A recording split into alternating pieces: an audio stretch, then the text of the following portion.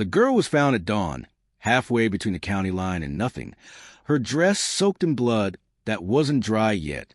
She whispered a name once before her eyes rolled back, and that name made the sheriff's blood run cold.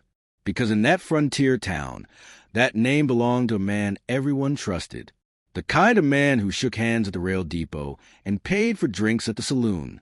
The kind of man no one would ever suspect. But the girl knew something, and now she was dying because of it.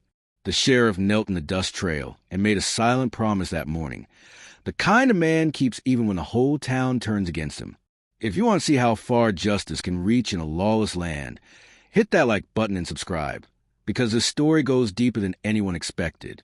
The town doctor worked on the girl for 3 hours while the sheriff stood outside, watching the prairie sky turn from black to gray.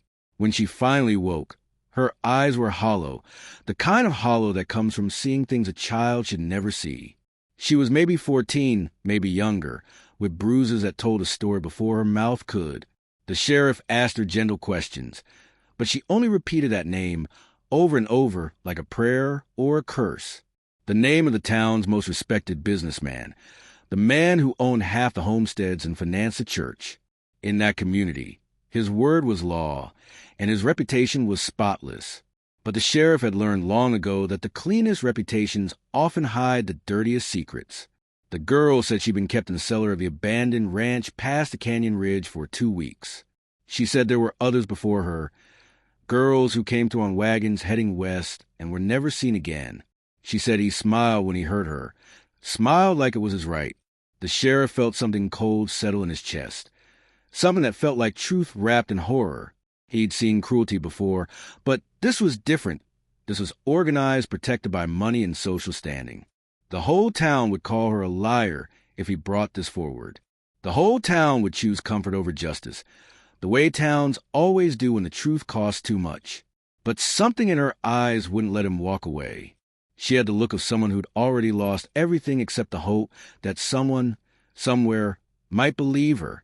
The sheriff had worn a badge for 17 years, and in that time he'd learned that the worst crimes happen in plain sight, hidden behind smiles and Sunday sermons. He told her he believed her, and when he said it, something broke in her face, relief mixed with disbelief. She hadn't expected anyone to listen. She'd expected to die in that cellar, forgotten like all the others. The sheriff promised her that wouldn't happen, not while he was still breathing. He started asking questions around town, careful questions that didn't reveal too much.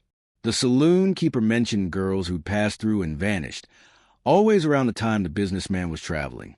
The woman who ran the boarding house remembered strange sounds from the abandoned ranch, sounds she'd ignored because it wasn't her business. The old man at the general store had seen wagons heading that direction at night, but he'd never thought much of it. Everyone had pieces of the truth, but no one had put them together. Or maybe they had, and they'd chosen to look away. That's what scared the sheriff most, the possibility that the town had known all along and simply decided some girls weren't worth the trouble. The businessman heard the sheriff was asking questions. He came to the jail with a smile, the same smile he gave everyone, and offered the sheriff money to drop whatever he was investigating. He said the girl was disturbed, probably ran away from home, and made up stories for attention. He said these things happen, and a smart lawman knows when to let sleeping dogs lie. The sheriff looked at him and saw nothing behind his eyes, no guilt, no fear, just cold calculation. This was a man who'd gotten away with evil for so long he'd stopped thinking of it as evil. He'd convinced himself he was entitled to take what he wanted, and the world had agreed by staying silent. The sheriff said no. He said it quiet, but firm, the way a man says no when he's already decided to see something through to the end. The businessman's smile faded. He said the sheriff was making a mistake, that small-town lawmen who cause trouble tend to lose their badges. Or worse. He said the girl's word meant nothing against his, and any jury in the county would agree. He was right, and they both knew it.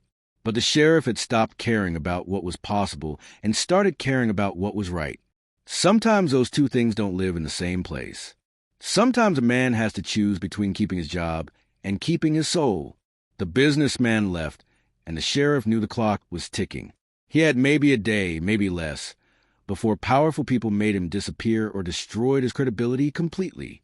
The girl was his only witness, and she was terrified, barely holding together. But she'd given him enough details to know where to look. The abandoned ranch, the cellar. If there was evidence, it would be there. The sheriff loaded his rifle and rode out at dusk, knowing he might not come back, knowing that some fights, you take them anyway. The ranch sat like a broken tooth against the horizon, would bleach gray by years of sun and neglect. The sheriff approached slow, every instinct screaming that something was wrong with this place. The cellar doors were chained, but the lock was new, shiny against the rust. He broke it open and descended into darkness that smelled of earth and fear and something worse. His torch caught the walls first, scratched with names, dozens of names, carved by fingers that must have bled doing it. Girls' names, dates going back 5 years. The sheriff felt his stomach turn. Then he saw the corner.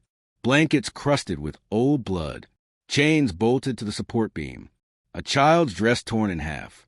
Evidence of horror, so complete it didn't need explaining. This wasn't a crime.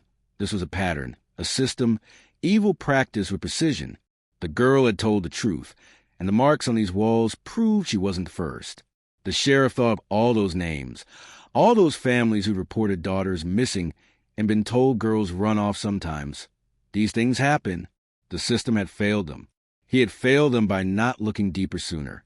But what hit him hardest was the journal, hidden behind a loose stone, written in the businessman's own hand, detailing every girl, every act, with the casual tone of a man keeping inventory.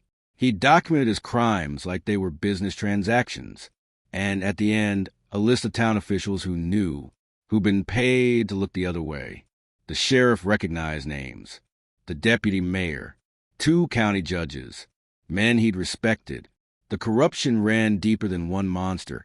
It was a whole network built to protect him. The girl's name was in the journal, but so was another detail that made everything click into place. She was the daughter of a frontier preacher who'd spoken out against a businessman months ago, who died mysteriously in what everyone called an accident. The businessman hadn't just taken her randomly. He'd taken her as punishment, as a message. That's why she kept repeating his name. Not just because he'd hurt her, but because he'd destroyed her entire family. This was revenge dressed up as opportunity. The sheriff heard horses, 3 riders coming fast. The businessman hadn't come alone, and he hadn't come to talk. They followed the sheriff here to make sure this evidence never saw daylight. He was trapped in a cellar with the truth in his hands and killers at the door. For a moment, he understood why people looked away. Because seeing the truth meant having to do something about it, and doing something about it meant risking everything. But then he thought of those names on the wall, those girls who had no choice, no voice, no champion. He climbed out of the cellar with the journal and his rifle. The 3 men were dismounting, guns already drawn.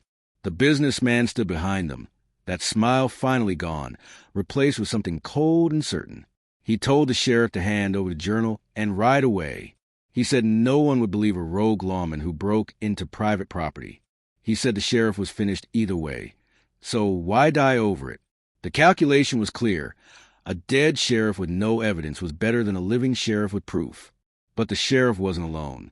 Behind the riders on the ridge stood the old man from the general store, the woman from the boarding house, the saloon keeper, and a dozen others from town. They'd followed quietly, maybe out of guilt, maybe out of conscience finally waking up. They'd heard enough questions, seen enough signs, and decided that silence had a price they couldn't keep paying. The businessman saw them and knew. His protection was an illusion. Evil only survives when good people don't show up. That day, enough of them showed up. The standoff stretched like wire ready to snap. The businessman's hired guns looked at the growing crowd and started recalculating their odds. This wasn't supposed to be public. This was supposed to be quiet, a problem solved in a cellar and buried in the prairie where no one asked questions. But now there were witnesses, town folk who'd finally found their spines. The sheriff held up the journal, let everyone see it. He read one name from the wall, then another, then 5 more. The silence that followed was the sound of a town confronting what had allowed to happen. One of the hired guns lowered his weapon, then the second, They were killers, but they weren't stupid. Shooting a sheriff in front of 30 witnesses was a hanging offense, and whatever the businessman paid wasn't worth that. They mounted their horses and rode off without looking back. The businessman stood alone now, his protection gone, his secret exposed. He tried to speak, to explain, to spin it into something less monstrous. But the words died in his throat. There's no explanation for names carved into walls. There's no charm that makes a cellar full of chains acceptable. The sheriff walked forward, slow and steady. He saw the businessman's hand move toward his belt, toward a hidden gun. But before he could draw, the old man from the general store stepped forward, then the saloon keeper, then the others, forming a wall between the businessman and any escape. They'd been silent too long. They'd suspected and ignored. Some of them had even profited from looking away. But seeing the truth written plain, seeing that journal, had burned through whatever excuses they'd built. Shame is a powerful motivator when it finally arrives. The girl appeared at the edge of the crowd, supported by the town doctor. She shouldn't have been out of bed, but she'd heard the commotion and demanded to be brought. The businessman saw her, and something flickered in his eyes. Not remorse, but fear. Fear that she was alive. Fear that she could speak. Fear that his carefully constructed world was collapsing. She looked at him and said nothing. Her silence was louder than any accusation. Her presence was proof that something survived even the worst darkness. The sheriff arrested him there, in front of everyone. No resistance. No fight. Just a man who believed himself untouchable, realizing that power is only real as long as people agree to it. The moment they stop agreeing, it evaporates. The crowd parted as the sheriff led him toward town. Some looked away, still uncomfortable with the truth. Others watched with hard eyes, angry at themselves for not seeing sooner. The frontier has a way of revealing what people are made of, and that day it revealed both the worst and the best. Back in town, the county judge whose name was in the journal tried to intervene. He demanded the businessman's release, cited lack of proper evidence, threatened the sheriff's badge. But the sheriff had learned something in that cellar. The system only protects itself when good people let it. He told the judge he'd be reading the journal aloud at the next town meeting. Every name, every payment, every official who'd been bought. The judge went pale. Self-preservation beat corruption. He stopped interfering. The trial came fast. The journal was evidence. The cellar was evidence. The girl's testimony was evidence. But what convicted him most was the other girls who came forward once they knew someone would listen. 3 more survivors, each with the same story, each certain they'd never be believed. They'd been right before. The town had chosen comfort over their truth. But something had shifted. Maybe it was shame. Maybe it was a shock of seeing evil documented so plainly. Maybe people just got tired of looking away. The businessman was sentenced to hang. No appeals. No mercy. The same mercy he'd shown those girls. The day of the hanging, the whole town came. Not in celebration, but in witness. They needed to see it through, to prove to themselves they'd finally chosen right. The businessman stood on the platform and looked at the crowd. He still didn't seem to understand. He believed his money and position made him immune. He'd believed the rules didn't apply to him. Right up until the end, he expected someone to save him. No one did. The frontier had a code buried under greed and fear, but still there, when you hurt the innocent. Eventually the land itself rises up against you. The girl watched from a distance. The doctor said she didn't need to be there, but she insisted. She needed to know it was real, that justice could exist, that her voice had mattered. When it was over, she cried, but they were different tears than before. Not tears of pain, but release. The weight she carried. The fear that no one would believe her, that evil would win because it always did, lifted. She'd survived. She'd spoken, and the world had listened. The sheriff found homes for 3 other girls who come forward. One went to live with a woman from the boarding house. Another was taken in by a family heading to Oregon, looking for a fresh start. The third stayed in town, working at the general store, rebuilding a life that had been stolen. The town set up a fund for them. Guilt money maybe, but it helped. Sometimes people do the right thing for the wrong reasons, and it still counts. The names carved in the cellar wall became a memorial. The sheriff made sure of it. Every girl who died there deserved to be remembered. Their families came from across the frontier when they heard. Some had spent years searching. Some had given up hope. Now they had answers. Terrible answers, but answers. The abandoned ranch was torn down, but the memorial remained. A reminder that looking away has a cost, and that cost is measured in lives. The corrupt officials named in the journal were removed. Some fled before they could be arrested. Others faced trial. The system cleaned itself, slowly, reluctantly, but it happened. The frontier was harsh, but it had moments of clarity. Moments when right and wrong weren't negotiable. The sheriff kept his badge. The town offered him a raise. He declined. He said he was just doing his job. But everyone knew it was more than that. He'd risked everything when risking nothing was easier. The girl eventually left town, moved east to live with distant relatives. Before she left, she thanked the sheriff. She said he'd given her something back that she thought was lost forever. Not innocence. That was gone. But hope. The belief that someone, somewhere, would fight for her. The sheriff watched her wagon disappear into the horizon and felt something he hadn't felt in years. Not pride, but purpose.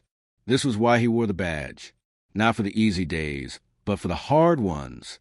In the end, the frontier wasn't tamed by the fastest guns or the richest men.